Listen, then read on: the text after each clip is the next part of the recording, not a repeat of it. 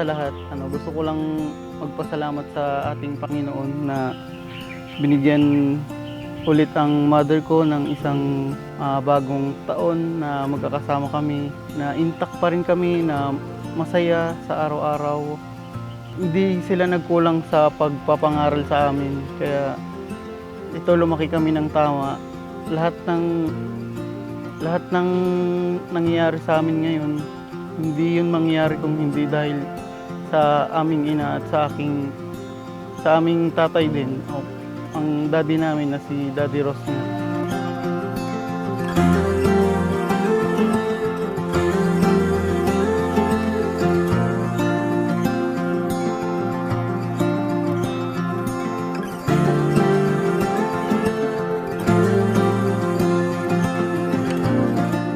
Thank you po sa lahat po ng pagmamahal mo sa amin. Thank you dahil naging pangalawa kang mama sa akin, naging mabuti ka sa akin, ma. Sa mga anak ko, ma, mahal na mahal mo kaming lahat. Hindi mo po ako tinuring na ibang tao. Naramdaman ko yun, ma.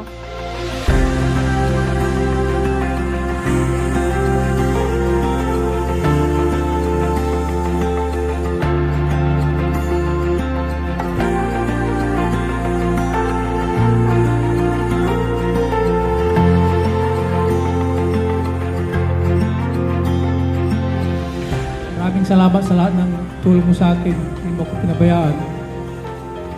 Sana marami pang dumating na kaarawan mo.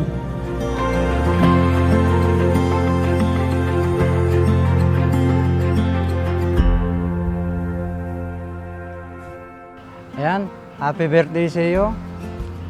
Han, 60 years old ka na. Marami pang birthday na darating sa buhay mo. Marami pa tayong kasiyahan na magaganap. Kasama mo ako hanggang sa pagtanda. Dahil senior na tayong dalawa, masaya ako na nakasama kita ng habang buhay. Kahit na ugod-ugod na tayong dalawa, ikaw pa rin ang kasama ko. Happy birthday sa iyo.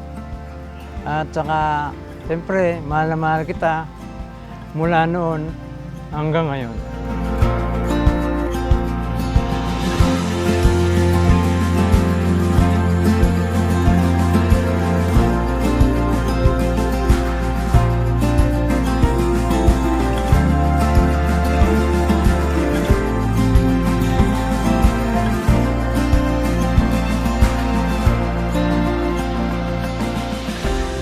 Happy birthday, Ma. So, my gift for you is a lamp. Parang ikaw lang, cute, tapos isang ilaw ng tahanan na hindi naubos yung liwanag. But for me, hindi ka lang isang nanay. Ikaw din yung inspiration and strength namin.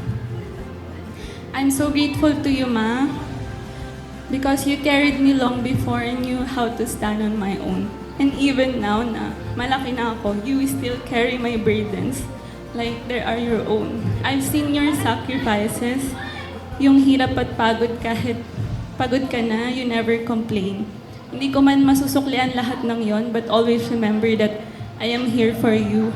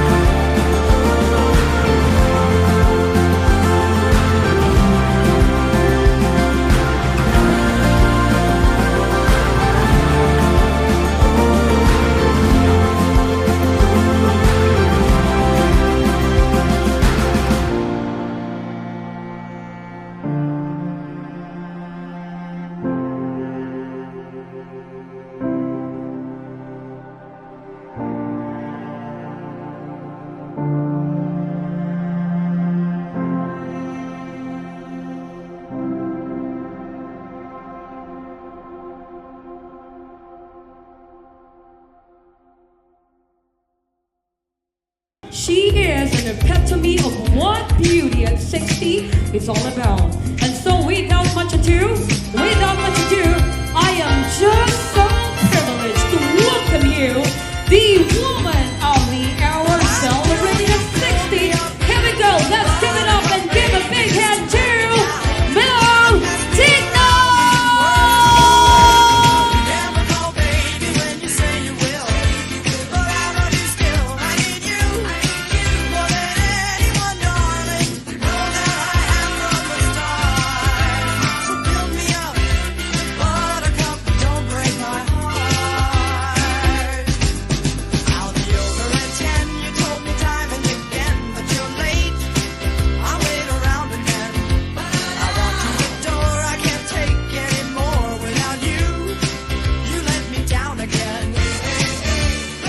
Welcome to dual citizenship, Filipino citizen and senior citizen. Wish ko, good health lagi yan, sinasabi ko sa'yo.